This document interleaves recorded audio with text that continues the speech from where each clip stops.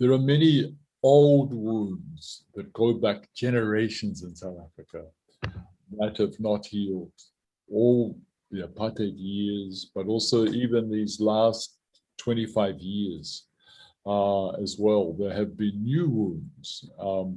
And the terrible reality of what's happened in the last week in South Africa and even just before that, COVID brought new wounds as well. So we have grief and loss, and then the terrible looting and destruction has further wounded our wounded nation.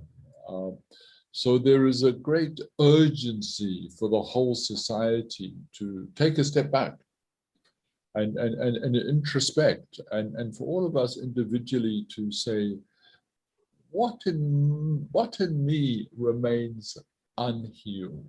What's my unfinished business? Because insofar as we are able to travel our own journey of healing, so we're able to listen to others and accompany others on their journey of healing as well.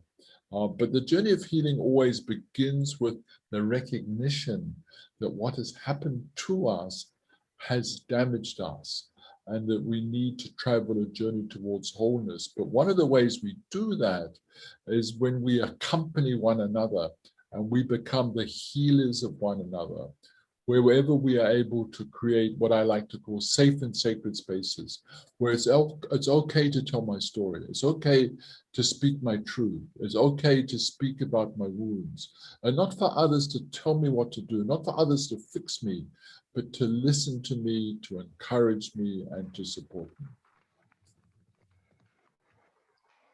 Thank you, Father. And just to continue with the question, one of the things that throughout our engagement with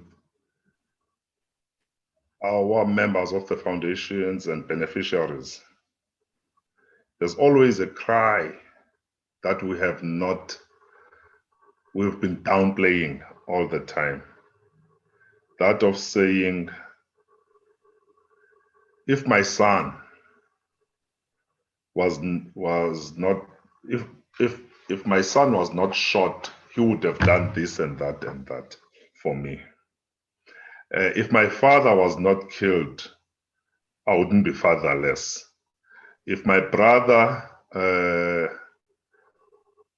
was shot whilst on his way from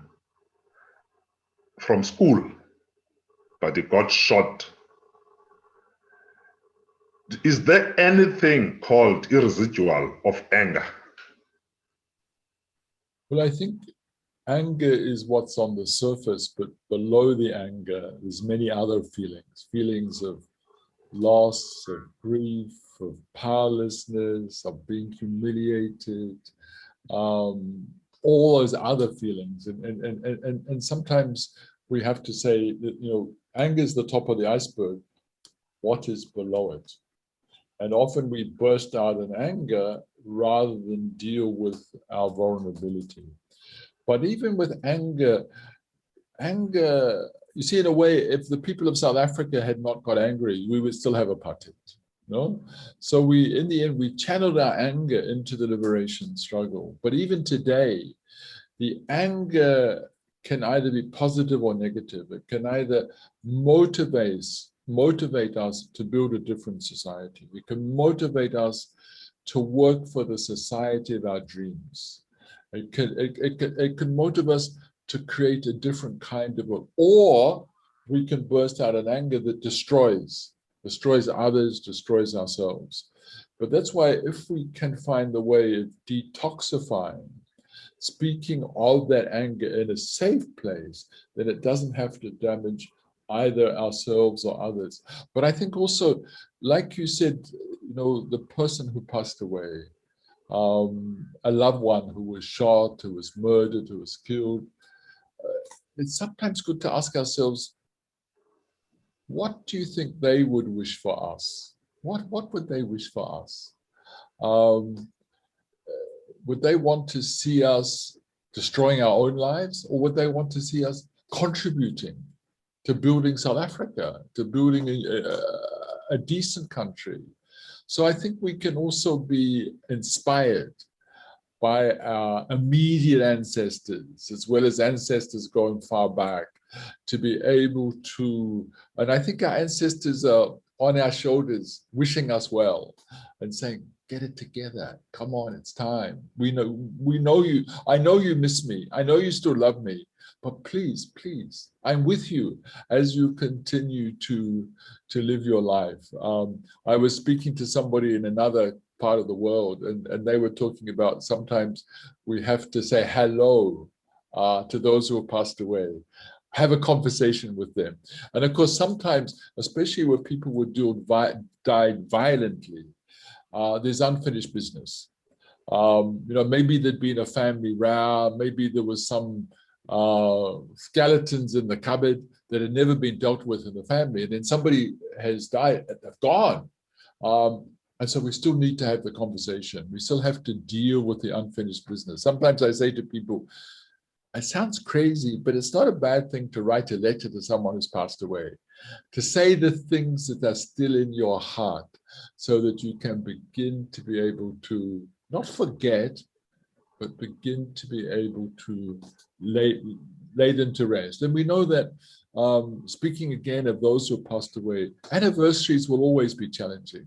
The person's birthday, Christmas, important family celebrations, their birthday, the day that they were attacked or passed. Those days will always be important to us because they will, if you like, will touch our pain in a particular way. And I think we've got to give ourselves permission to touch that pain and say, today, I just want to be alone and be sad and remember. But then to pick ourselves up and say, however, now it's time to move forward. As you know, I've lost both my hands, and losing your hands is like losing a loved one. So part of me will always grieve what I've lost. And if we've lost a key member of our family, part of us will always grieve for that person. But it doesn't mean that we have to be a prisoner of that grief. That grief can be transformed. And also the grief can make us more compassionate to others who are also suffering grief, so that we're able to accompany each other on these journeys. Well, Father, you've said it all, and I'm so much moved by your explanation of the self-healing in order to achieve the societal healing, if I grab you properly. Last question for the day, and I hope that this conversation between Amakawa and Institute of Healing Memories starts today going forward. Last question. South Africa, I think, including the world, is sitting in what you've mentioned, that people start to destroy themselves with drugs, to destroy them with violence. We have political parties, we have churches, we have all these societal bodies. One message that is seldomly shared is the healing. Currently, we're sitting with our sons and daughters being destroyed by drugs. Nyaope, Dirk, and you mentioned the rest. Nowadays, we have youth that is overindulging in alcohol. Father, can you give us some recipe into how do we navigate these challenges? Maybe, my brother, if I had a simple recipe, that'd give me the Nobel Peace Prize. I think the important thing is to face that it's an issue. And of course, when it comes to drugs, it has multiple dimensions. There's the drug addiction itself. There's the impact on that person.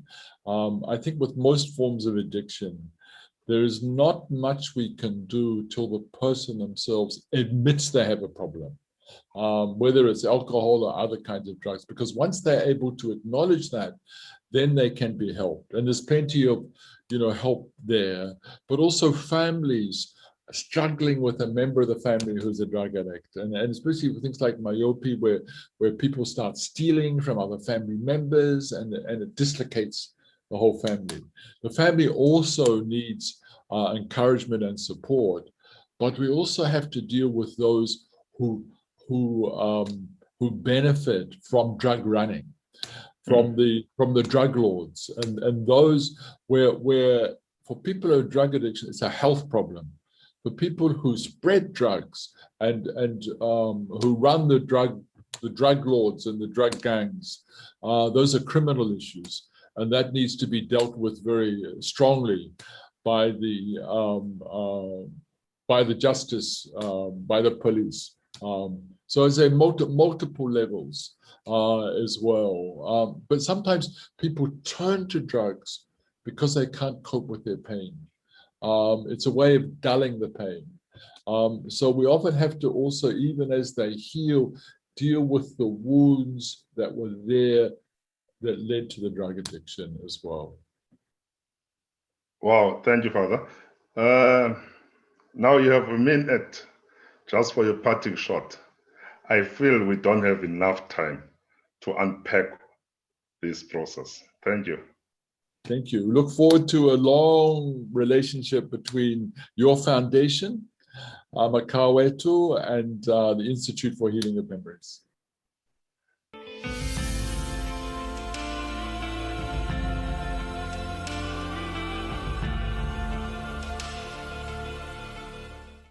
Thank you, viewers. You've heard yourself. You've seen for yourself, Father Lapsi, how he has navigated his life through today. He left his home many, many years ago. Some of us were not even born then.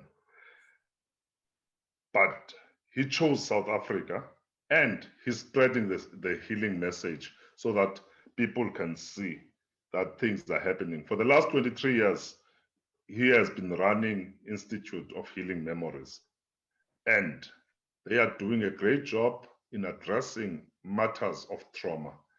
We thank you, Father, for coming over and giving us this opportunity to talk to our viewers, and we hope to host you physically in PE once this pandemic is over, so that we can rip and start spreading the message of hope and the message of healing to our people. Thank you very much. My name is Yongamela on behalf of Amaqhawe Etu. Thank you very much for watching. Please remember, currently we're having one invisible enemy that we need to fight with. Put on your masks, wash your hands, sanitize, keep the social distance, and spread love visually. Thank you very much. Thank you, Father, and thank you to the viewers.